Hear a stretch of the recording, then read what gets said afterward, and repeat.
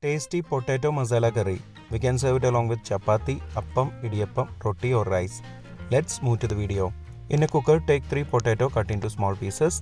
Then add 1 sliced onion, 5 chopped garlics, 1/4 teaspoon turmeric powder, 1 teaspoon coriander powder, half teaspoon chilli powder, half teaspoon garam masala powder, 1 sprig of curry leaves, 1 teaspoon salt, 3/4 cup of water. Mix it well. Close the lid and cook for 3 whistles on medium flame. After 3 whistles, switch off the flame. Leave it rest for 20 minutes. After 20 minutes, we can open the lid. Everything has cooked well. Keep aside for later use. In a pan, take 2 tablespoons oil and heat it.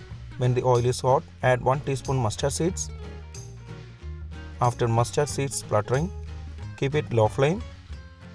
Wait a minute to avoid masala burning. Add 1 sprig of curry leaves, half teaspoon turmeric powder, 2 teaspoon Kashmiri chilli powder, 1.5 teaspoon coriander powder, 1 teaspoon garam masala powder.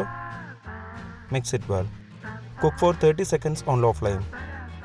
If you have not subscribed to our channel, please do subscribe and support. To receive latest video notification, don't forget to enable bell icon. After 30 seconds, add previously cooked curry to it. Mix it well. Smash 2 to 3 pieces of potato to increase the thickness of the curry. Cook for 3 minutes on medium flame. After 3 minutes, switch off the flame.